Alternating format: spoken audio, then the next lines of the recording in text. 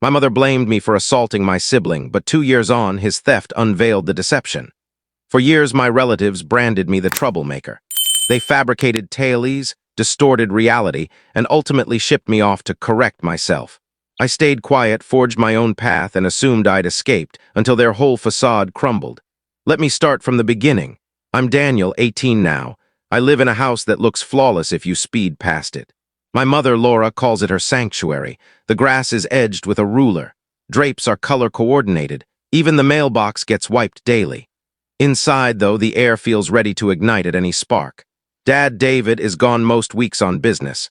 When he's home, he holes up in his study, pretending to crunch numbers. He's a pro at nodding while hearing nothing.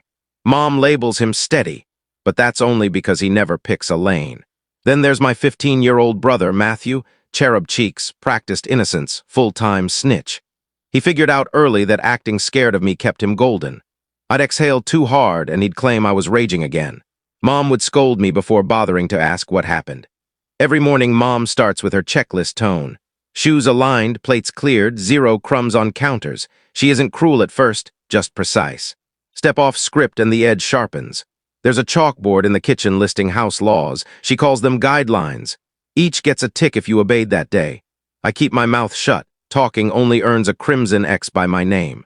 Sundays we file into church. Matthew plays saint, parishioners gush. Mom beams when someone says, "You've raised such courteous young men." She never glances my way. School offers no respite. Teachers tag me defiant. Apparently questioning a rule is insolence, so I zip it. I pull solid grades, never stellar, because I'm sick of Mom saying, "You'd excel if you focused like your brother." Mrs. Foster next door doesn't help. She waters petunias just to snoop. She tells Mom she's worried about me, says I look furious walking home. Mom laps it up. After one such chat, I came back to find my door ajar, drawers rifled. She claimed she was hunting cigarettes. I don't smoke. That night I started hiding my phone in a shoebox under the bed. She'd already searched it once, insisting she needed to shield me from bad influences. The house is wired. Cameras in the common areas for insurance. Mom rotates door codes monthly. She calls it vigilant parenting. I call it surveillance. I stay sane by wrenching on my beat-up bike. Tightening bolts, hearing gears mesh. Mechanics don't lie about what's broken. Matthew watches from the porch, flashing a brotherly grin. Then he darts inside before I can reply, chirping, "Mom says you're not allowed tools without permission." 10 minutes later, Mom raps on my door. "What did I say about respecting property?" When Dad left for another trip that week, Matthew gloated about new privileges. Mom handed him the family tablet and made him task monitor. Translation, promoted to informant, I tried once. "Mom, you believe him no matter what," she cut in. "Then stop giving him cause for concern." Conversation over. By Friday, the house felt pressurized. Lights glared. Matthew tested boundaries, snapping a frame, fraying a charger, whispering, "Mom'll pin it on you." He was right. That night after lights out, I padded to the kitchen for water. Parents' door creaked. Mom's voice low and venomous, "He'll wreck everything we've built." Dad mumbled, "He's just a kid." "No," she hissed. "He's a liability." I froze until a floorboard squeaked. Silence.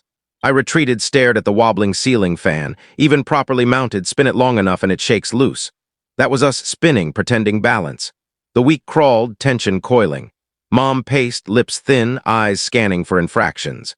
Dad worked late, citing meetings. Matthew smiled too wide, calm before a strike. Wednesday afternoon, Mom was finalizing a work presentation. Matthew helped nearby. 10 minutes later, her scream sliced the air. I ran in. She clutched her laptop, wild-eyed. "It's gone, the file." Matthew backed up, palms raised. "Daniel used it earlier." Lie, I hadn't touched it. She whirled on me before I spoke. "You did this. Can't stand anyone else winning." She wouldn't check history. Slammed the lid, stormed off. Later, autosave recovered it. Trash showed Matthew renamed and deleted while assisting. Dinner was a gauntlet. Matthew kicked my shin under the table, murmuring, "Maybe don't touch Mom's stuff." I told him to quit. Mom snapped, "Don't start." I barely spoke. She nitpicked my breathing, my gaze. Dad stared at his plate, wishing for invisibility. Mom's phone buzzed. She read, scowled. "Your teacher emailed, disrespectful again. Non-operative, explain." "I just asked a question," she steamrolled. "You never stop backtalk." Dad rubbed his temple. "Daniel, stop complicating everything. Follow instructions." "I'm not doing anything wrong," he barked, "then shape up or ship out." Matthew leaned back, enjoying the show. "Mom, enough, room now." I stood, searching for words. You don't listen? I'm tired of falsehoods. Matthew filmed covertly, reflection glinting in the cabinet. He wanted proof I'd cracked. I stepped to the counter, slammed my palm, sound ricocheting. Nobody listens, voice splintered. Not threats, just exhaustion. Matthew bolted upstairs, shrieking, he hit me. Mom gasped, chased him. I followed. She cradled him as he fake sobbed. His monitor lay shattered. He'd rubbed his shoulder raw crimson. He grabbed me through it, Matthew wailed. Mom glared like I'd brandished a blade. You did this? No, I never touched him. Stay there, she whispered, lethal. Dad arrived, surveyed the wreckage, sighed. What the hell? Ask him. He broke it earlier. He's lying, Matthew sniffled. Mom dialed police for protection. Officers arrived, no marks on Matthew. I stood against the wall. One cop offered a night elsewhere. I declined. They left, silence worse than screams. Mom, you need help. I didn't hurt him. Classic denial. Dad packed my bag. Where? Just do what your mother says, best for everyone. Morning, Mom chipper, keys dangling. Taking you to a wonderful program. They help families like ours. Sounded like summer camp. Dad loaded the bag. Matthew ate cereal on the stairs, smirking. I didn't look back. In the van, Mom chirped about fresh starts. I watched perfect lawns blur. This wasn't aid, they were discarding me. Ridgeway Youth Recovery Center, brick manicured hedges, slogan, rebuilding futures. Doors locked with a clunk. Staffer Angela, plastic smile, confiscated phone, belt, laces. Issued clear bag, toothbrush, 2 logo tees, gray sweats tagged 52C. Metal detector, contraband list. Corridors reeked of bleach and tater tots. Room, bunks, high sliver window, scarred dresser. Roommates. Jacob, 19, sardonic. Carlos, 17, hollow-eyed, scribbling nightly letters to his sister. Lights out 9 p.m. Hourly flashlight sweeps 6 a.m. bell. Powdered eggs. Group therapy under Own Your Harm banner. Miss Denning, accountability heals. My turn. I didn't hurt anyone. My brother lied. Denial is common. Clipboard scratch. I quit sharing. Jacob, fake remorse cry. They graduate you cured. Carlos whispered, doesn't matter. Routine. Meals, chores, worksheets, lights out. I did push-ups, laps, kept a contraband notebook under mattress. Facts only. Day 9, counselor called silence a defense. Day 14, Jacob laughed at breakfast. Day 20, Carlos admitted nightly homesickness. I didn't. Mom visited month 2. Room staged with ferns, candy, hug for show. You seem calmer. I was calm. There's the attitude we're fixing. She praised Ridgeway to staff. Her laugh echoed. I felt hollow. 6 months. Substantial progress via compliance. Jacob's parting words at the gate. Same family, just quieter. Dad picked me up, GPS droning. Your mom's been worried.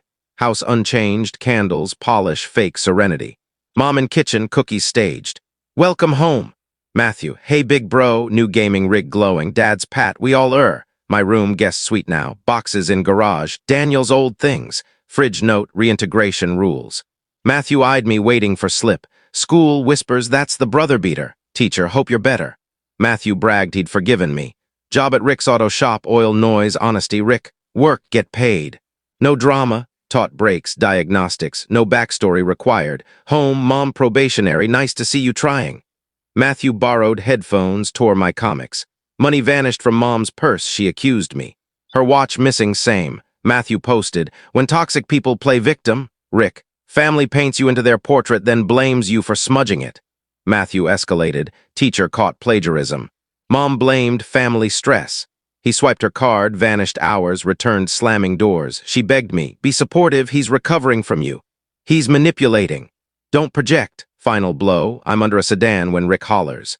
Mom at counter, livid. Stop enabling my son. Rick, he's working. He's aggressive. Rick ejected her home. Mom ambushed, lights dim. How dare you embarrass me? You yelled at my boss. You made me look unhinged. You managed that solo. Shout, slap, her hand trembled. Matthew smirked. Dad shuffled past, mute. I packed clothes, wallet, tools, left note. Not mad, done. Mom sobbed at table. Matthew posed innocent. Mrs. Foster on porch. Good riddance, I smiled. You'll see. Rick's garage loft, mine. Rent on time, extinguisher current. Cash, then books. Nights I typed anonymous blog, the ones they fixed. First post. Sent away for a crime I didn't commit. Called it recovery. It was exile. Comments poured, shared stories, Ridgeway exposés. Local news picked up troubled teen industry. Mom phoned, hysterical. You're destroying us. Truth hurts. Hung up, turned 18, licensed, fixed Rick's old truck, mine. Blog grew, I never named names, but dots connected.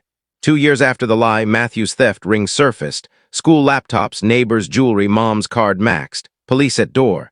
He cried victim, blamed stress from family trauma. Evidence undeniable, pawn receipts, texts. Dad confessed to me in the driveway, voice cracking. I knew you never touched him, I was coward. Mom collapsed in the station lobby, hyperventilating, sedated. Local headline. Perfect suburban mom hospitalized after son's arrest shocks community. Matthew charged juvenile. Mom's chalkboard erased. House silent. I still turn wrenches, blog quietly, drive my truck. The facade is rubble, I'm free.